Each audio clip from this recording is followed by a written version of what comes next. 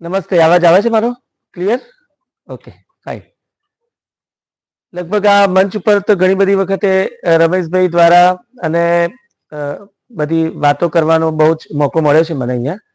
પણ આજે સાહેબે જે રીતે વાતચીત કરી, ટીમડિયા સાહેબ સાથે એમ લોકો વર્ષોથી સંકળાયેલા છે, પણ બહુ અદ્ભુત એમનું કામકાજ છે. એટલે ઘણી બધી વસ્તુ એમણે જે કીધેલી છે એ બધી વસ્તુને રિપીટ કરવાનો કોઈ તાત્પર્ય નથી.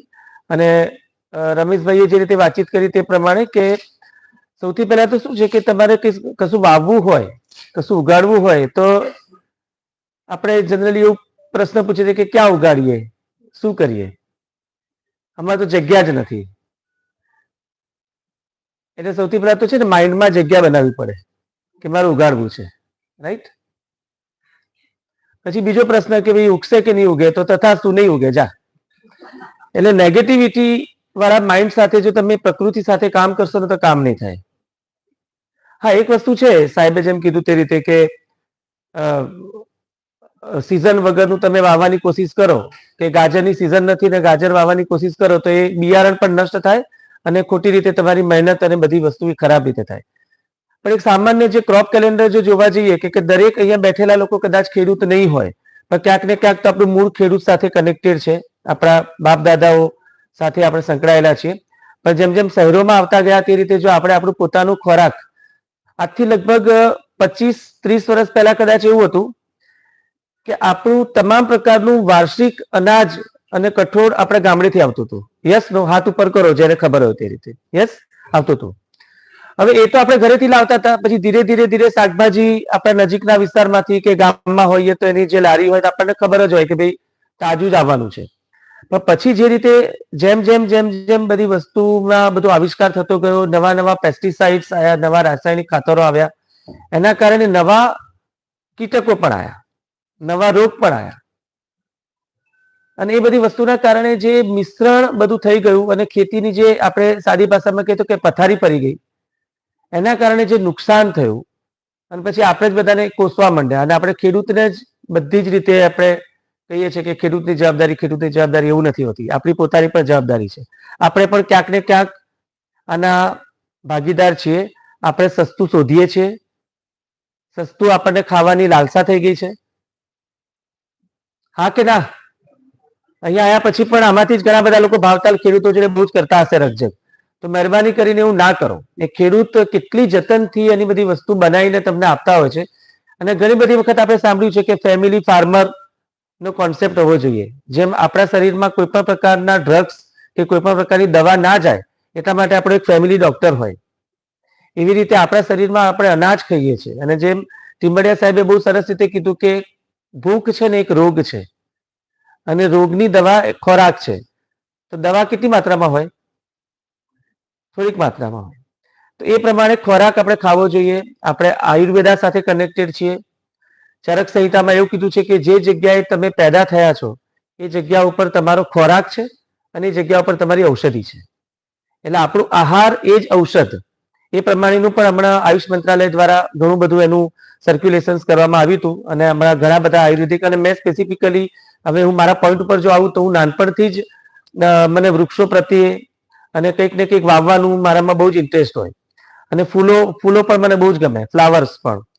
એટલે સદનસીબ એવું છે કે ભાઈ અમદાવાદની અંદર હંમેશા બંગલામાં જ રહેવા મળ્યું છે.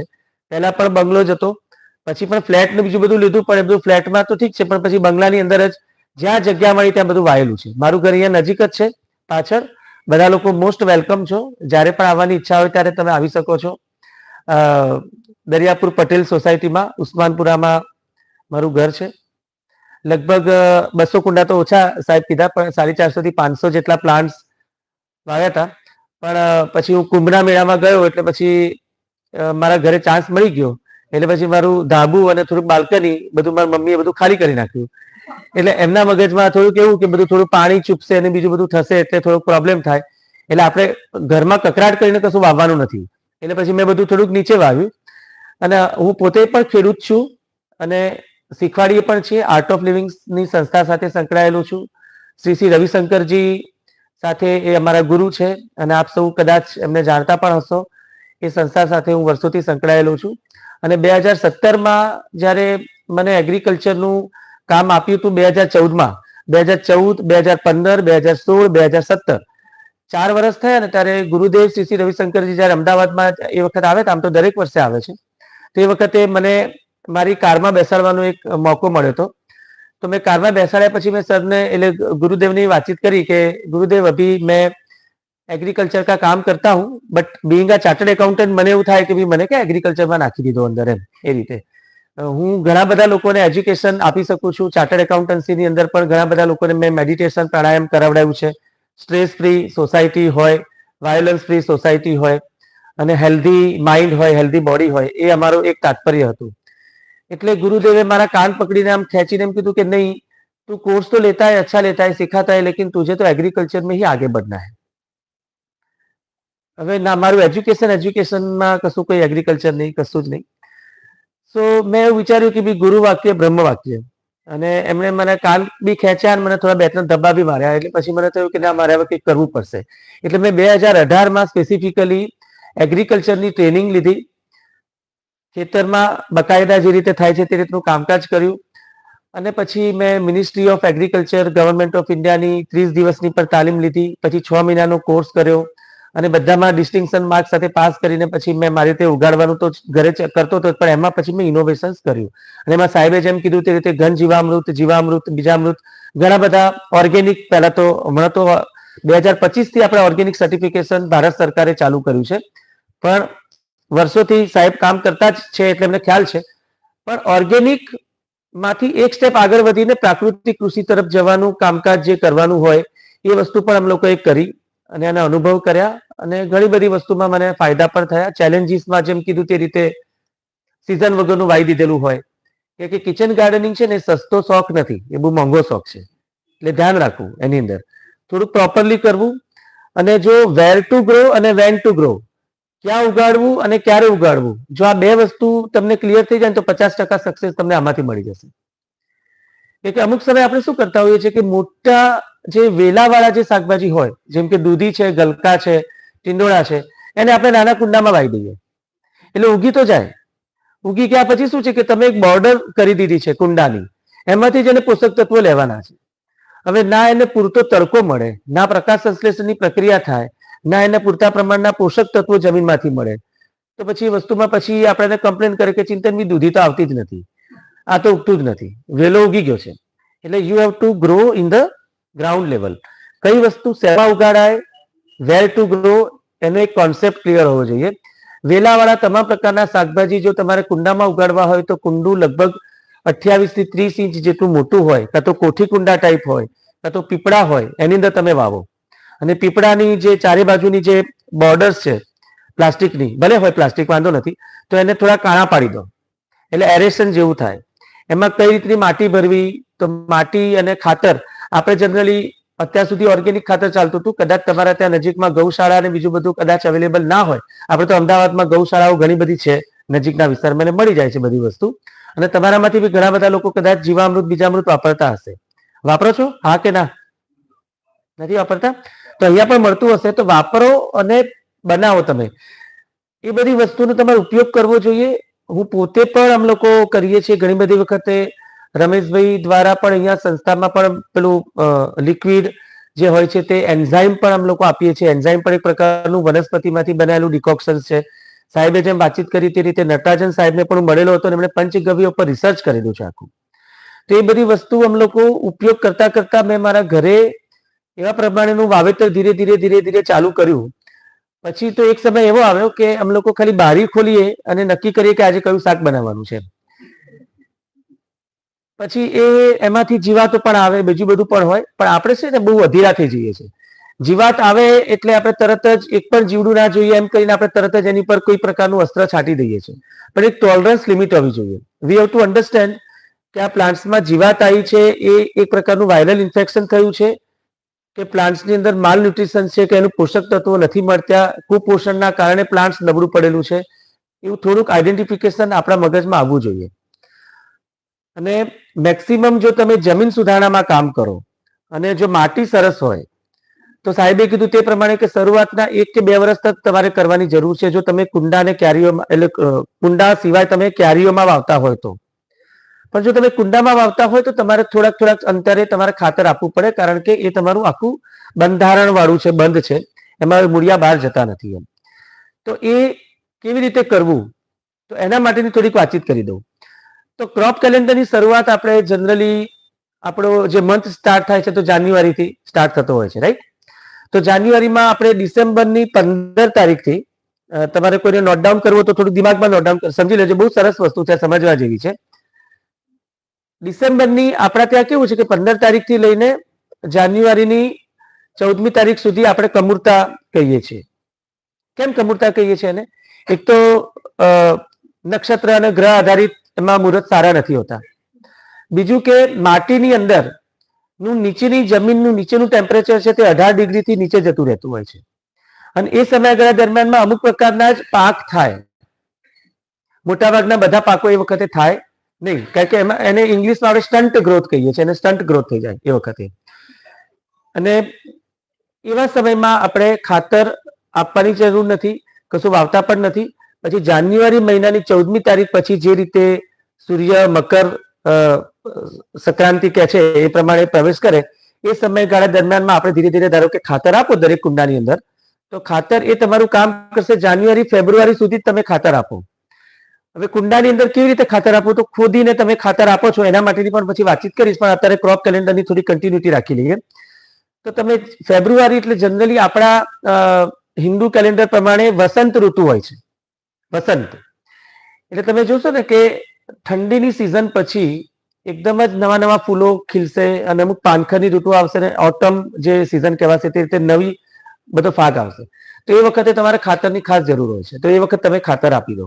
હવે એ ખાતર તમારું કામ કરશે ફેબ્રુઆરી સુધી આપેલું ખાતર તમારું માર્ચ, એપ્રિલ અને મે મહિના સુધી કામ કરશે. એ ખાતર એપ્રિલ અને મે મહિનામાં ખાતર નહીં આપો, કે જનરલી તમે કોઈ પણ પ્રકારનું ખાતર સામાન્ય રીતે બી આપશો ને તો થોડું ગરમ પડે તમારા કુંડામાં કે બીજી બધી જગ્યાએ તમે આપો તો, એટલે એ વખતે તમે ખાતર નહીં આપો. તમે બિલકુલ નથી આપ્યું તો પછી આપવું જ પડશે, પણ જો તમે ક્રોપ કેલેન્ડરનું પાલન કરશો તો તમારે એપ્રિલ મે સુધી આપવાની જરૂર નથી. હવે મે પછી જ્યારે જૂન સ્ટાર્ટ થશે તો it is a pre monsoon season. થોડોક વરસાદની શરૂઆત સામાન્ય રીતે થશે અને ગરમીની સિઝન એટલી બધી હોય, પહેલા તમે ખાતર આપેલું હતું તો પછી તમે પાછું ફરીથી તમે જૂન મહિનામાં સામાન્ય થોડુંક ખાતર આપો, વધારે નહીં, સામાન્ય. હવે જુલાઈ અને ઓગસ્ટમાં સતત વરસાદ પડતો હોય છે, તો આપણા કૃષિ પરાશર જે લખેલું છે ગ્રંથ, એના પ્રમાણે એવું કહેવામાં આવે છે કે ધરતી માતા શ્રાવણ મહિનાની અંદર રજસ્વાલા હોય છે, એટલે એ વખતે એનું ખેડ નહીં કરવું, એ વખતે વાવેતર કરવું નહીં. પણ આપણા લોકોને તો વૃક્ષારોપણનું પેલું એ જાગી ગયો હોય છે એકદમ આક્રોશ, એટલે આપણે એ વખતે જ ખોદ કરીને બધું વાવીએ છીએ. ઠીક છે, ચોટી જાય, જમીનમાં લાગી પણ જાય, બધી જ વસ્તુ બરોબર છે, પણ એ વખતે નહીં કરવું જોઈએ એઝ પર અવર ટ્રેડિશન. આપણા શાસ્ત્રો એવું કહે છે કે એ વખતે થોડુંક એવોઇડ કરવું એને. હવે એ વખતે નહીં કરવાનું કારણ બી શું, કે જેટલા લોકોએ અત્યારે જો હોમ ગાર્ડનિંગ કરતા હશે તો તમે જોયું હશે કે ચોમાસાની અંદર અમુક પ્રકારની જીવાત અને પેલી બગ અને બીજી બધી વસ્તુ તમારા ઘરમાં કે રસોડામાં કે મેઇન ગેટમાં કે બહાર બધી ફરતી હોય છે બગીચામાં. હા કે ના, જોયું છે કે નહીં? હવે જો એ સૂક્ષ્મ કીટાણુ છે અને એનો ખોરાક જો માટીમાં છે તે બહાર કેમ આવે છે? વાય? તો ચોમાસાની અંદર અનનેસેસરીલી પેથેજોન્સ, બીજી બધી જીવાતો, ઘણી બધી વસ્તુઓ એવી હોય છે કે જેના કારણે એના પોષક તત્વો એ હોતા નથી ને હોય છે તો એ બધી વસ્તુ ખાઈ જાય છે. કે આપણે જે કંઈ બી ખાતર કે ઘન જીવામૃત નાખીએ છીએ કે બીજું કોઈ પણ ખાતર નાખતા આવીશું, ઓર્ગેનિક વસ્તુ કે ગાયનું છાણિયું ખાતર, એ બધી વસ્તુની અંદર ઓર્ગેનિક મેટર છે. એ બધી વસ્તુને બીજા બધા સૂક્ષ્મ જીવાણુઓ જે બિનજરૂરી છે તે બધા લોકો ચોમાસામાં ખાઈ જતા હોય છે.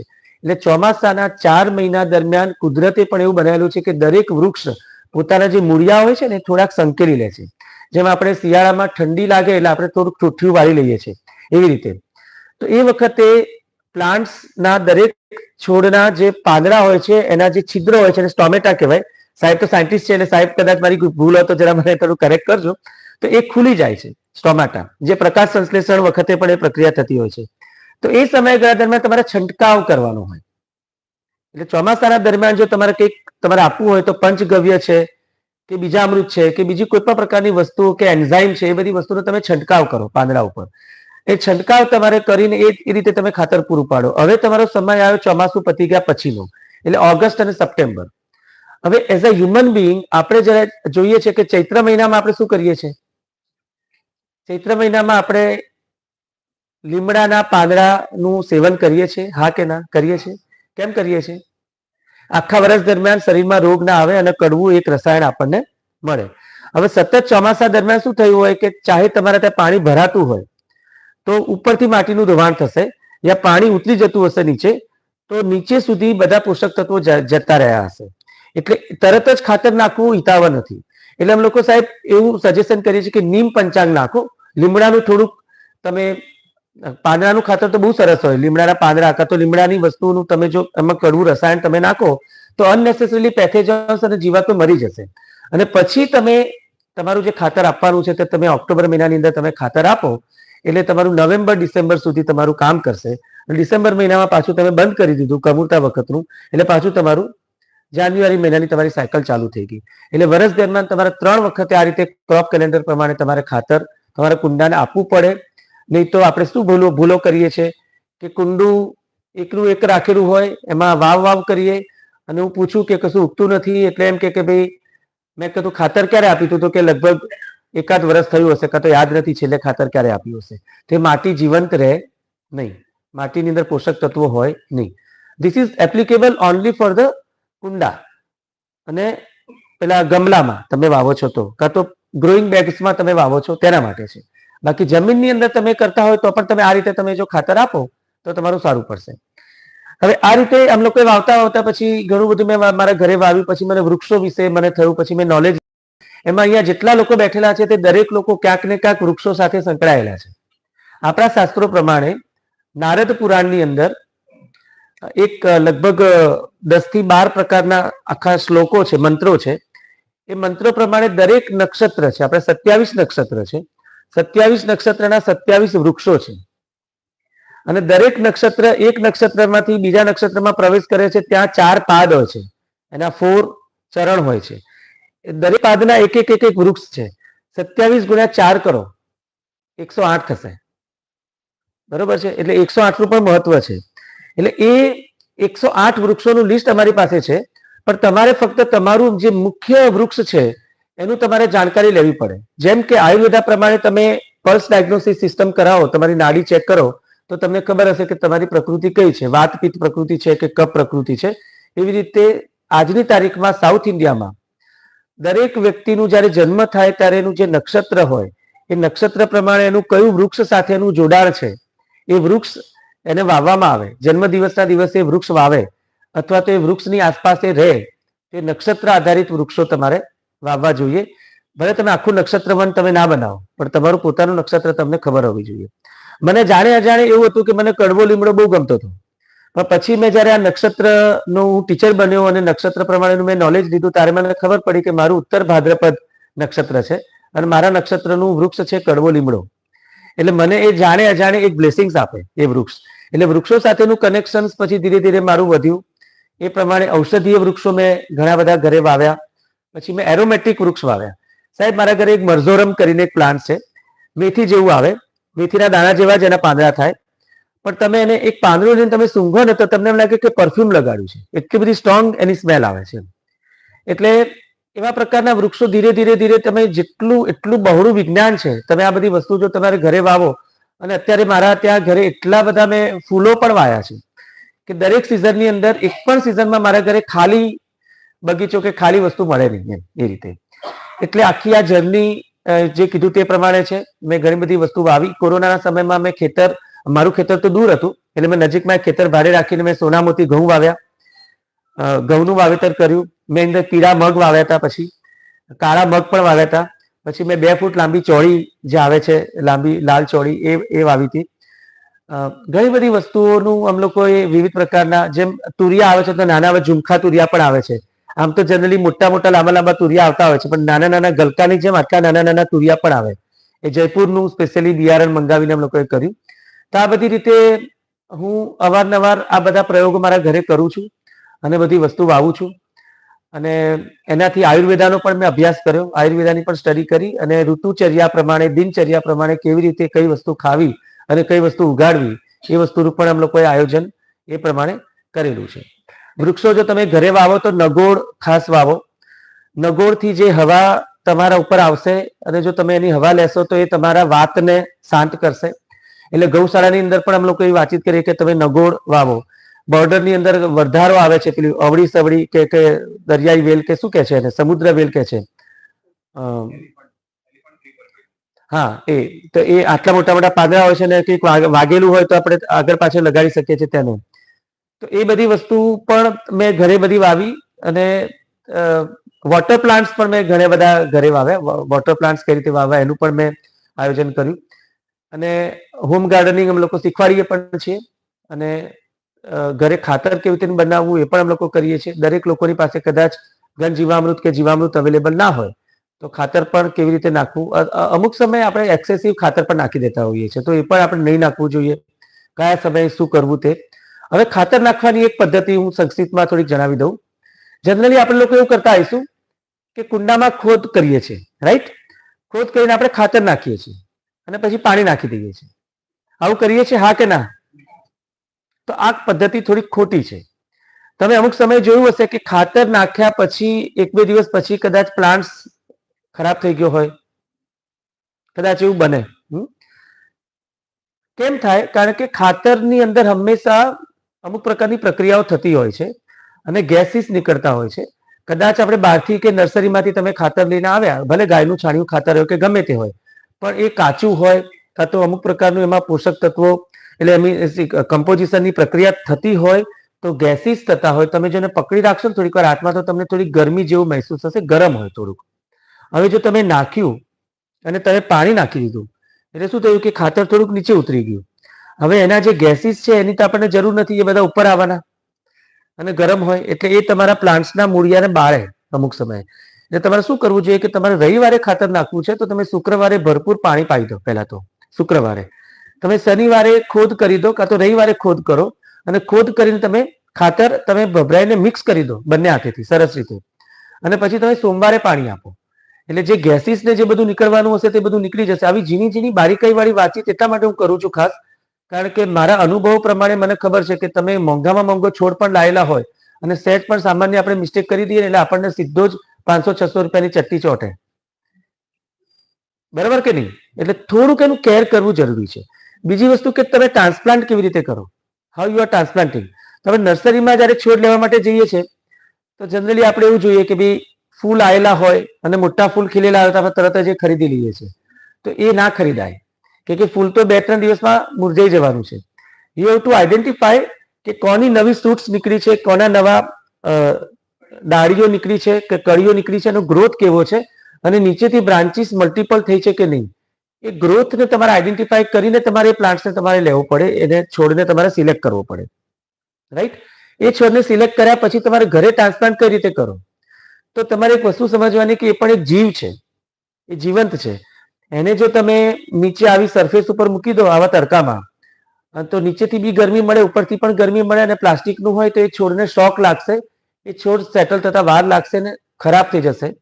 એટલા માટે હંમેશા એને છાંયડામાં મૂકો, નીચે માટી જેવું હોય તે જગ્યા પર મૂકો અથવા તો જે કુંડામાં કે જે ક્યારીમાં વાવવાનું હોય ને ત્યાં તમે મૂકી રાખો એને 1 કે 2 દિવસ સુધી અને સેટલ થવા દો. પછી તમે એની જે કોથળી જે છે એ કોથળી આખી તમે કાપી નાખો. એક પણ પ્લાસ્ટિક રહેવું ના જોઈએ ત્યાં, નીચે પણ ના જવું જોઈએ માટીની અંદર. પછી તમે બંને હાથેથી તમે જુઓ તો એની જે માટી હોય છે ને, આપણને અમુક સમયે એવું માનસિક રીતે એવું હોય છે કે ભાઈ નર્સરી વાળાની જે કાળી માટી ને લાલ માટી હોય છે તે બહુ સરસ હોય છે તો આપણે એ માટી સાથે જ વાવી દઈએ છીએ. એ બહુ મોટી ભૂલ કરીએ છીએ. નર્સરી વાળાને છોડ ઉછેરવાના હોય છે કે વેચવાના હોય છે? વેચવાના હોય છે.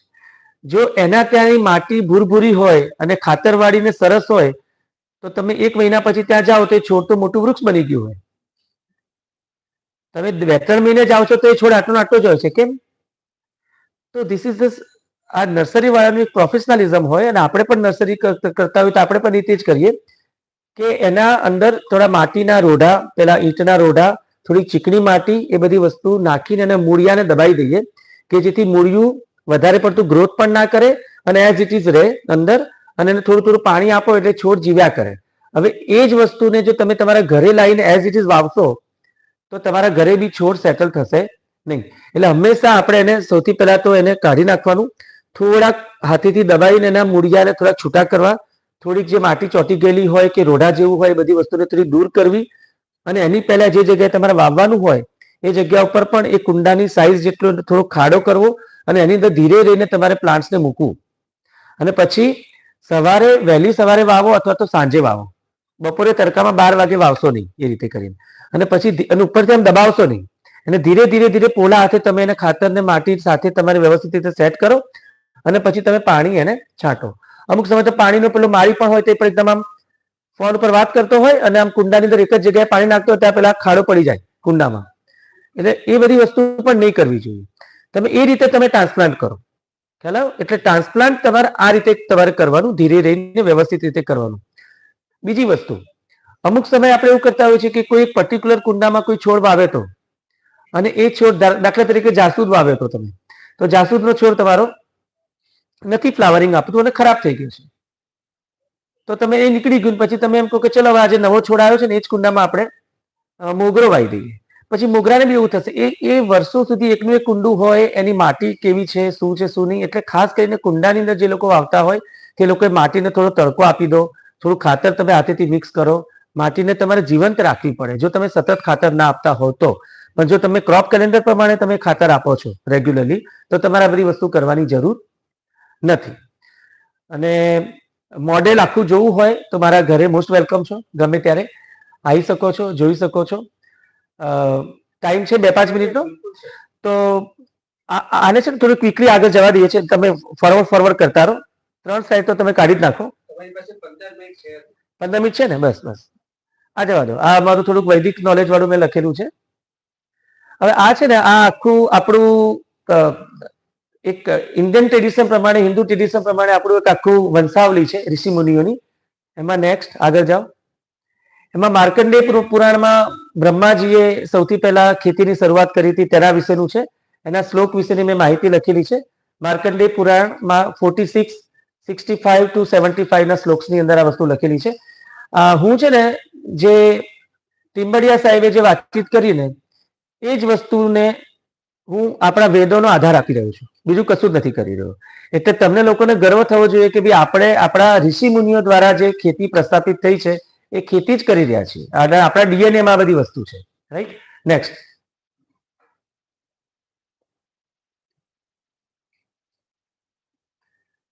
ઓરિજિન ઓફ એગ્રીકલ્ચર આપણા છે પૃથ્વીરાજાએ કર્યું હતું, અને એમનો એક શ્લોક પણ હતો કે ભાઈ પૃથ્વી માતા છે ને આપણે એમના પુત્ર છીએ, તો પૃથ્વીનું જતન કરવું એ આપણું કામ છે. ને જતન કરવું એટલે કે કૃષિ સંસ્કૃતિ, ઇટ ઇઝ અ સંસ્કૃતિ. માતાનું જતન કરો તો જ માતા આપણને ખોરાક આપણને આપશે. આ બધા અથર્વવેદના છે. અને એ વખતે એવી સમસ્યા થઈ કે ભાઈ પૃથ્વી ઉપર મનુષ્ય તો આવી ગયા, હવે એ લોકોનો ખોરાક શું? તો ભગવાને આપણા આવતા પહેલા વૃક્ષોને લાવી દીધા હતા અહીંયા.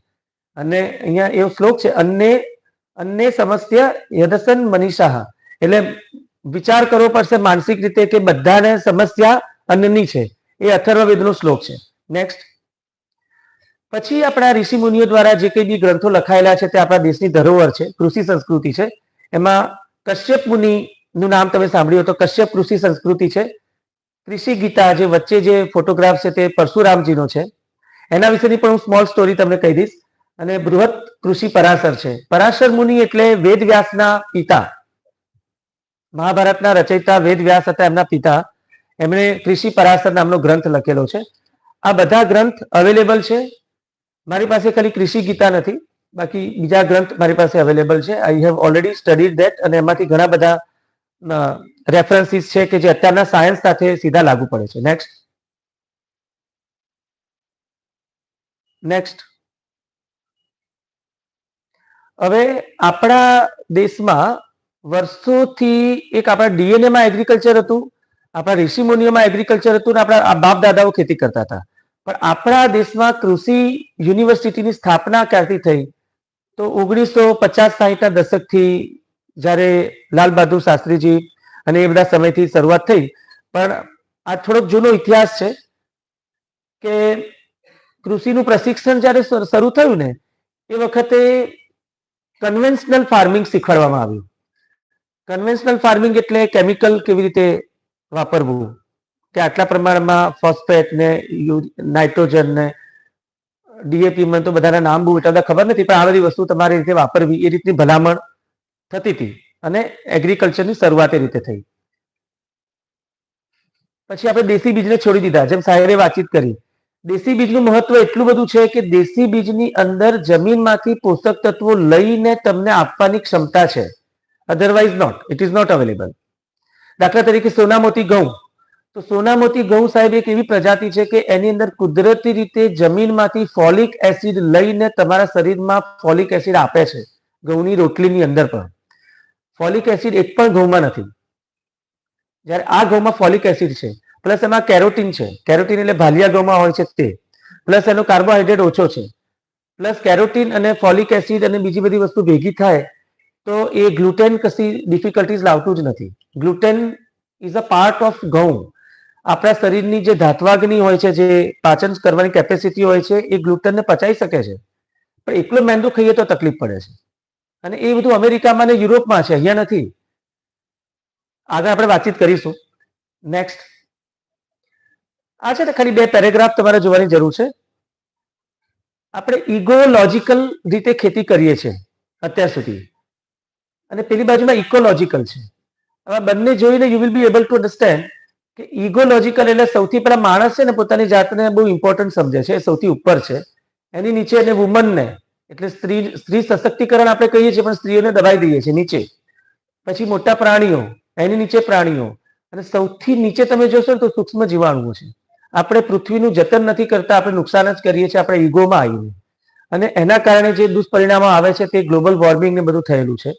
પણ એની બાજુમાં તમે જોશો તો ઇકોલોજીકલ એટલે સમગ્ર પર્યાવરણને, બાયોડાયવર્સિટીને બધાને સાચવીને જો ખેતી કરીએ, માટી, સૂક્ષ્મ જીવાણુ, પશુ પંખી, બધાના માટે બધી વસ્તુ હોય, એ બધી જ વસ્તુ કરીએ તો એ સર્કલ બને છે, અને એ પ્રમાણેની ખેતી આપણે કરવી જોઈએ.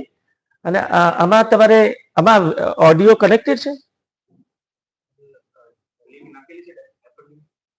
ને? આમાં છે ને ઉપર પેલું સ્પીકર છે, આમાં પેલું છે ને સ્પીકર કરેલું, તમે કર્સર લઈ જાઓ એની પર. હા, એને તમે પ્લે કરી જુઓ તો અવાજ નહીં આવે. ઓકે, કઈ વાંધો નહીં. મેં સ્પેસિફિકલી અહીંયા એક શ્લોક મૂક્યો છે, પૃથ્વીમ યચ્છ પૃથ્વીમ દ્રુહ પૃથ્વીમ મા હિંસી. એટલે ઋષિ મુનિઓ કહે છે કે પૃથ્વીની હિંસા ના કરો, પૃથ્વીની હિંસા ના કરો. આ શ્લોક છે યજુર્વેદના 13મા અને 18મો, મીન્સ 13/18 નો. મેં આની અંદર છે ને શ્લોક પણ, આપણું દિમાગ એવું છે ને કે આપણે કંઈક પ્રૂફ જોઈએ, તો મેં પ્રૂફ સાથે આ બધી વસ્તુ તૈયાર કરી છે કે આપણા વેદોમાં ઋષિ મુનિઓ વર્ષોથી કહી રહ્યા હતા કે પૃથ્વીની હિંસા ના કરો. પૃથ્વીની હિંસા કરવું એટલે એમાં ડીએપી નાખવું, યુરિયા નાખવું, ગંદકી કરવી, પ્લાસ્ટિક નાખવું, આ બધી વસ્તુ છે. એટલે કીટનાશકોનો આપણે ઉપયોગ કરવા માંડ્યા, અને આ બધી વસ્તુના કારણે આપણે અગેઇન આપણે ઓરિજિનાલિટીને ભૂલી ગયા. નેક્સ્ટ 1937માં આલ્બર્ટ હવાર્ડ, એ વખતે આપણો દેશ આઝાદ નહોતો થયો, એ વખતે એમણે ઇન્ડિયામાં મોકલવામાં આવ્યા હતા આપણી એગ્રીકલ્ચરની સિસ્ટમને તોડવા માટે. નાઉ ટ્રાય ટુ અન્ડરસ્ટેન્ડ. એટલે મીન્સ બધા લોકો અહીંયા છો, સાંભળો છો ધ્યાનથી? હા ના? યસ. નાઉ એ વ્યક્તિને ઇન્ડિયાની અંદર આવ્યા ને, એટલે એને ઇન્ડિયન એગ્રીકલ્ચર સિસ્ટમને તોડીને એમાં ડીએપી, યુરિયા અને પેસ્ટિસાઇડ્સ નાખવાનું કામ કરવા માટે એને મોકલવામાં આવ્યા હતા. અને ઓરિજિનલી પૂસા યુનિવર્સિટી અત્યારે ઇન્દોરમાં છે, પહેલા earlier it was in suppose to be Bihar, I think so, right? તો એ યુનિવર્સિટીની સ્થાપના પછી થઈ, પણ 1937માં આલ્બર્ટ હવાર્ડે ઇન્ડિયન એગ્રીકલ્ચર સિસ્ટમની સ્ટડી કરી. અહીંયા આવ્યા પછી માણસને ખબર પડી કે આ તો હું ખોટું કામ કરવા જઈ રહ્યો છું. પણ એને સ્ટડી કર્યા પછી એને એ વખતે સાહેબે જેમણે વાતચીત કરી તે એને જોયું કે કમ્પોસ્ટિંગ, યાની કે આપણે ખાતર, આપણે ઘન જીવામૃત અત્યારે નામ આપીએ છીએ, પણ એ આપણે ગાયના છાણિયા ખાતરથી એક તો ઉપયોગ થાય છે. બીજું એને આઈડેન્ટિફાઈ કર્યું, એક્સેપ્ટ કર્યું કે અહીંયા મિશ્ર પાક છે, એટલે નાઇટ્રોજન ફિક્સેશન વાળા પ્લાન્ટ્સ, ડાયોકોટ અને મોનોકોટ, એક દળીય અને દ્વિદળીય, જેમ કીધું તે રીતે મગ, કઠોળની સાથે ઘઉં પણ વાવેલા હોય, તો એ રીતનું વાવેતર અહીંયા કરવામાં આવે છે. એ બધી વસ્તુ એને સ્ટડી કરી, અને એને જોયું કે અહીંયા કોઈ પણ જગ્યાએ ત્રીજી વસ્તુ એને આવિષ્કાર એટલે શોધી પછી એને રિયલાઇઝ થયું કે પેસ્ટિસાઇડ્સ અહીંયા આપીશું કઈ રીતે, જંતુનાશક દવાઓ ઇન્ડિયામાં નાખીશું કઈ રીતે? કારણ કે આ લોકોને ત્યાં તો ડેફિનેશન છે કે મિત્ર કીટક અને શત્રુ કીટક, એટલે મિત્ર કીટકની સંખ્યા વધારી દેવામાં આવે તો ઓલરેડી શત્રુ કીટક ઓટોમેટિકલી એ પર્યાવરણનું છે, બાયોડાયવર્સિટી, તો એ એની રીતે રહેશે. નેક્સ્ટ, એમણે પછી એન એગ્રીકલ્ચર ટેસ્ટામેન્ટ કરીને બુક લખી. You can search on Google, તમને મળી જશે એ બુક. અને બુકની અંદર એમણે આ બધી વસ્તુને ક્લેરિફાઈ કર્યું. નેક્સ્ટ, એ બુકમાં પેજ નંબર 15 અને એક પેજ નંબર 39 ની અંદર એમણે આ દાળ વિશે અને મલ્ટી જે તમે વાવો છો, મલ્ટી ક્રોપિંગ કરો છો, મિશ્ર ક્રોપિંગ, એ એને જોયું. પછી એને વિચાર્યું કે અમારા ત્યાં તો મોનોક્રોપિંગ છે. મોનોક્રોપિંગ એટલે ઘઉં વાયેલું હોય તો આખા 50 વીઘામાં કે 10 વીઘામાં 15 વીઘામાં એકલા ઘઉં જ હોય, બીજું કશું જ નહીં. તો એકની એક વસ્તુ જમીનમાંથી લે કરો તો જમીન બીજા પોષક તત્વોની તો પૂર્તિ કરવી જ પડે. તો કે અહીંયા મિશ્ર પાક થાય છે. એ એને બુક્સમાં એને એક્સેપ્ટ કર્યું અને લખ્યું. નાવ નેક્સ્ટ, હવે એ બુક છે ને, એટલે આ પણ છે ઇન્ડોર પ્રોસેસમાં એગ્રીકલ્ચર ટેસ્ટામેન્ટ ને બધી વસ્તુ લખી. હવે એમની જે બુક્સ હતી તે Mister Rodale has taken that book, એમની અમેરિકામાં. અને એને Rodale Institute book of composting, એને અમેરિકામાં એ વર્ષોમાં ઓર્ગેનિક મુવમેન્ટ સ્ટાર્ટ કરી. હવે નાવ કેન યુ અન્ડરસ્ટેન્ડ કે ઓર્ગેનિકનો જન્મ પ્રાકૃતિક કૃષિમાંથી થયો છે. ખ્યાલ આવે છે કે નહીં? યસ, નો? આપણામાંથી એને અધિરાઈ કરી, ઉતાવળ કરી, ખાલી 2 કે 3 પોઈન્ટ્સ લઈ લીધા. 2-3 પોઈન્ટ્સ લઈને એટલો બધો સમય બી નહોતો. ત્યાં જઈને બુક્સ લખી. આપણું નોલેજ આપણાને ઊંધી રીતે સમજાવવાનું, ઊંધા કાન પકડવાના. અને આપણે લોકો શું કહીએ કે ભાઈ બહારનું નોલેજ છે, બહુ સરસ હશે, એટલે we are easily accepting it. આપણને ઝેર આપ્યું, પેસ્ટિસાઇડ્સ આપ્યા અને આપણી ખેતી ખરાબ કરી. પછી આપણને એમ કીધું કે તમારી વસ્તુ તો ખરાબ છે, તમે ઓર્ગેનિક ખેતી કરો. એટલે આપણે ઓલરેડી આપણી પ્રાકૃતિક આપણા ડીએનએમાં હતું એને ભૂલીને આપણે ઓર્ગેનિક તરફ વળ્યા. કઈ વાંધો નહીં, ઓર્ગેનિક પણ કર્યા એટલે ઝેર મુક્ત તો છે જ, સાહેબે કીધું તે પ્રમાણે. પણ ત્યાં ઊભા નથી રહી જવાનું, ત્યાંથી આગળ જવાનું છે.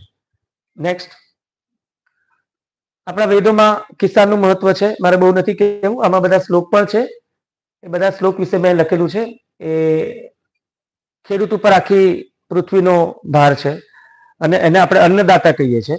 બરોબર છે. નેક્સ્ટ, બીજનું મહત્વ પણ જેમ સાહેબે કીધું તે રીતે વેદોની અંદર બીજનું મહત્વ કીધું છે. આપણે બીજને આમાં ફેંકીને ના કરાય. હું તમને આમ રોટલી આમ ફેંકું તો તમે ખાશો? બીજ છે. આપણે ત્યાં કુંવારી દીકરી હોય કે ઘરની કોઈ પુત્રવધુ હોય કે કોઈ બેન હોય કે એના હાથે આપણે બીજનું વાવેતર સારા દિવસે આપણે કરાવડાવવું પડે, સારા મુહૂર્તમાં કરાવડાવવું પડે.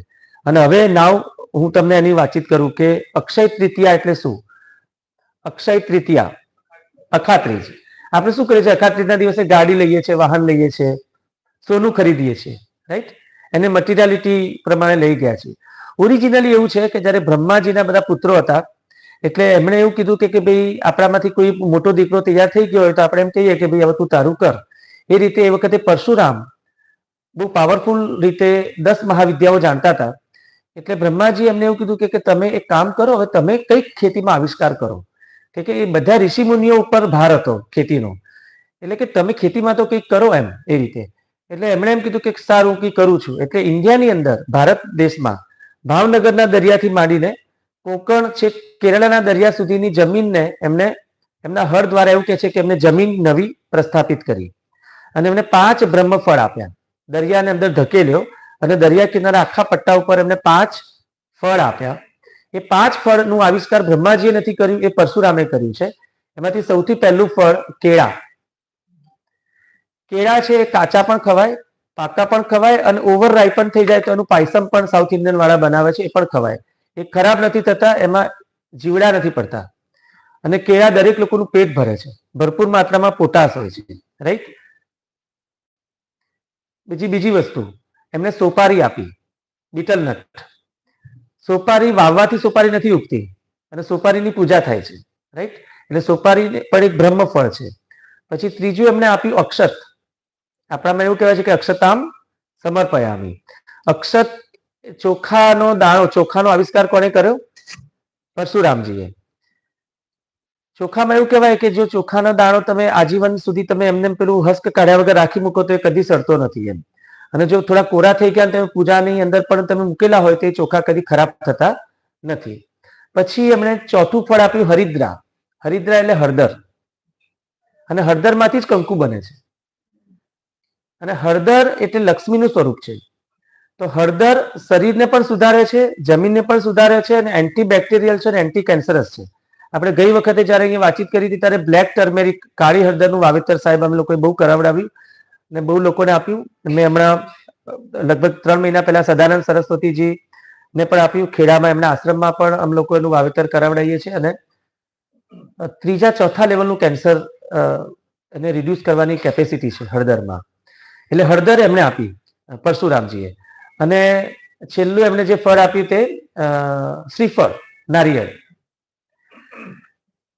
નારિયેળ પણ તમે જુઓ છો કે તમામ પ્રકારની વસ્તુને વાપરી શકાય છે. હવે આ 5 ફળ આપ્યા અને અક્ષય તૃતીયા એટલે તમારી વસ્તુ કદી એ દિવસે ખૂટશે નહીં. જો તમે એ દિવસે તમે વાવેતર કરશો તો, અને એ દિવસે બીજને સૂર્ય પણ બતાવો અને ચંદ્ર પણ બતાવો, અને એ દિવસે તમે ખેતીનું વાવેતરનું કામ શરૂ કરો.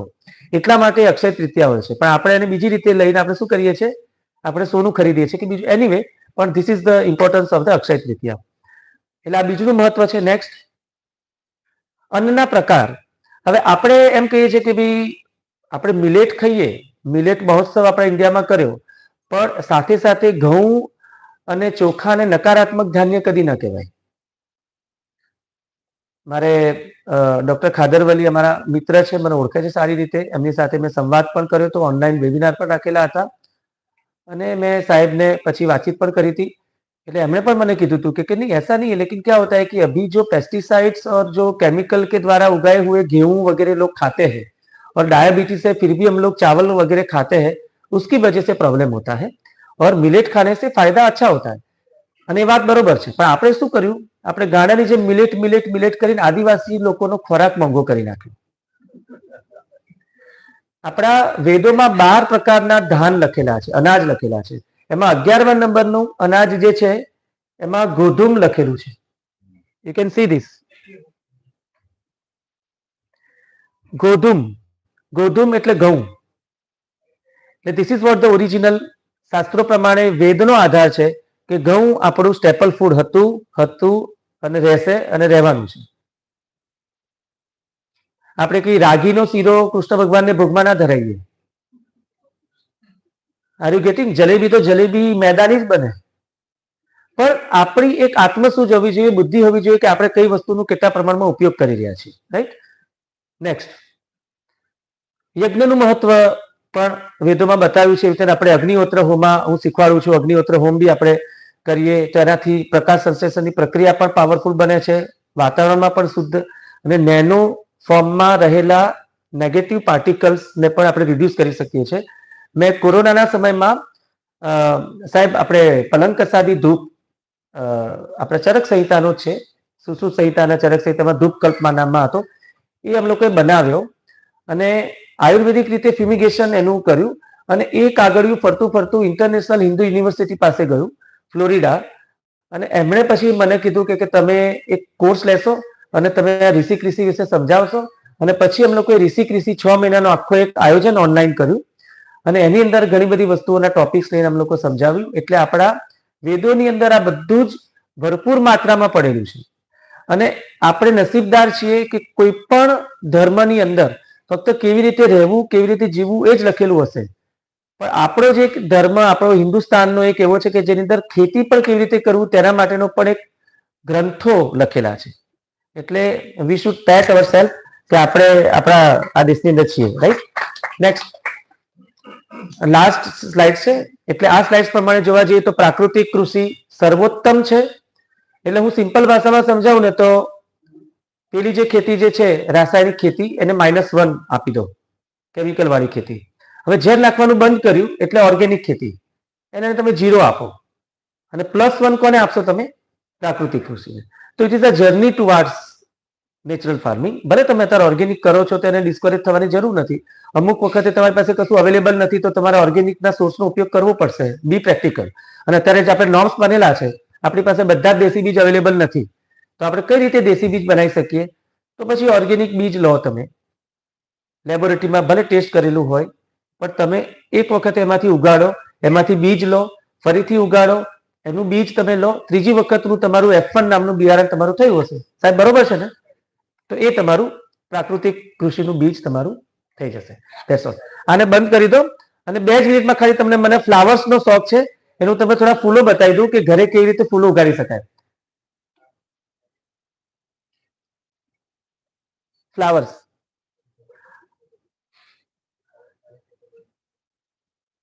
મેં યુનિવર્સિટીમાં જ બતાવ્યું હતું, ફ્લોરિડામાં એ જ છે. તો આ ઝૂમ નહીં કરશો તો ચાલશે, થોડુંક સ્મોલ કરીને ઉપર જતા જાઓ. આ મારી સોસાયટીમાં આખી સોસાયટી ગલકા ખાધા હતા, એટલા ગલકા નીકળતા હતા. બાજુમાં છે તે કટ જાસ્વંત છે, એને મોરપંખ જાસ્વંત કહેવાય. નેક્સ્ટ પેલું હલ્દી કુમકુમનું ફ્લાવર છે અને સાહેબ એ છે ને પેસ્ટ રિપેલન્ટ છે, પાછું જીવાતો લઈ લે છે. બાજુમાં ગણેશ વેલ છે ઉપર. નેક્સ્ટ આ હેલિકોનિયા છે અને દ્રૌપદી કી ચોટી પણ આપણે કહીએ છીએ એ રીતના. અને આમાં પ્રોટીન બહુ હોય છે આ ફ્લાવર્સમાં અને 2-2 મહિના સુધી આ ચોટીઓ લાંબી લાંબી લબડતી હોય અને પેરેનિયલ પ્લાન્ટ છે, એટલે તમારું જો પેસેજ હોય અને તમારે એમાં વાવવું હોય તો બહુ સરસ પ્લાન્ટ છે. આ યલો લોલીપોપ છે, આ પણ એક નાના નાના કુંડામાં પણ ઉગે, પણ બહુ બ્યુટીફુલ દેખાય ને પતંગિયા બહુ આવે છે આના માટે. નેક્સ્ટ આ એડેનિયમ છે. ઓકે, આ ઓર્ચિડ છે, ઓર્કિડ છે. નેક્સ્ટ આ કોલેન્ચો છે અને પેલી બાજુ એક ફૂલ છે એવા પ્રકારનું, પણ ઇઝાબેલ કે એવું કશું નામ છે એનું. નેક્સ્ટ આ અગેન આ એડેનિયમ છે. નેક્સ્ટ કોલેન્ચો છે અલગ અલગ કલરના, એ ગરમીમાં અત્યારે ઉગે પણ સીધો તડકો નહીં આવવા દેવાનો અને નાના નાના કુંડામાં ઉગે. આ પણ એક પ્રકારનું આખું રેડ કલરનું પાંદડું થાય અને વચ્ચે વ્હાઇટ કલરનું ફ્લાવરિંગ આવે. નેક્સ્ટ આ પિટુનિયા છે, પેલો કલકત્તી ગલગોટો છે, એ કલકત્તાની સ્ટાઇલનો છે, એટલે વચ્ચે થોડી છાંટ આવે મિક્સ કલરનો. નેક્સ્ટ આ પરસીમોન છે, એટલે એક પ્રકારનું ફ્લાવર છે. નેક્સ્ટ નેક્સ્ટ નેક્સ્ટ પિટુનિયા છે, આ પણ આ કાંટાવાળું છે, યુફોબિયા છે. હા, યુફોબિયા છે. નેક્સ્ટ આ પેલી ગોકર્ણ છે પણ વ્હાઈટ છે, પેલા ગલગોટા છે. નેક્સ્ટ આ પેલી અપરાજિતા છે, એની બ્લુ ટી બને છે. પેલા જે છે ને એ અલગ અલગ પ્રકારના બારમાસી છે, બારમાસીમાંથી કેન્સરની દવા થાય છે. એટલે કોઈ પણ વસ્તુ પ્રકૃતિ અને ભગવાને જે ઉગાડેલી છે ને એ ખોટી નથી. તમે એમાંથી રિસર્ચ કરીને જોતા જાઓ અને એ પ્રમાણે તમે વાવી શકો છો. નેક્સ્ટ અગેન ધીસ ઇઝ પેલું ઓર્કિડ છે. આ પેલી બાજુનું જે છે ને પર્પલ કલરનું એ બ્રાઝિલિયન રોઝ કહેવાય છે ને, એ બહુ પેરેનિયલ છે, બહુ સરસ થાય છે પેલા એ કલર વાળું. આ ચંપો છે આ બાજુનો. નેક્સ્ટ આ પણ ઓર્કિડ છે આ બાજુનું, એનું કલર કેટલો ડિફરન્ટ અને વાઇબ્રન્ટ કલર છે આના. નેક્સ્ટ આ બાજુનું છે ને એ કોપિયાકા છે, આવા ધીસ વન. આ ટગર છે પણ એને પિંક ટગર છે, એ તમે ટગર એવી પિંક નહીં જોયેલી હોય એટલે તમને લાગશે બારમાસી જેવી, પણ એ ટગર છે. ચાંદની જે આવે ને તે પણ પિંક છે. નેક્સ્ટ નેક્સ્ટ નેક્સ્ટ આ કાળો ધતુરો છે, મારી બાજુ છે તે. નેક્સ્ટ ધતુરો આમ તો વવાય નહીં ના છે કે નહીં, જવા દો જવા દો જવા દો જવા દો. અચ્છા, હવે આને સ્ટોપ કરી દો. આ વૈજંતી છે, એટલે વૈજંતી પણ મેં ઘરે વાવી હતી કે વૈજંતીની માળા પણ અમે લોકોએ બનાવી હતી. નેક્સ્ટ આ છે ને પેલી બાજુનું જે છે તે સ્ફટિકા છે, એટલે પેલી લેડી આમ સિંગિંગ કરતી હોય ને એવા પ્રકારનું દેખાય તમને.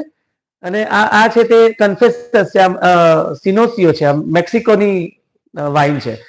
હું સાહેબ છે ને બધું જોઈને ક્યાંથી ઇન્ડિયન આપણા સિસ્ટમ પ્રમાણે એન્વાયરમેન્ટ પ્રમાણે કેટલું ઉગે ને એ પ્રમાણેનું બધું વાયેલું છે. નાઉ યુ કેન ક્લોઝ ધીસ.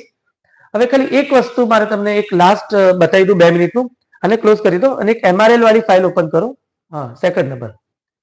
આ શું છે ખબર છે તમને? What is this?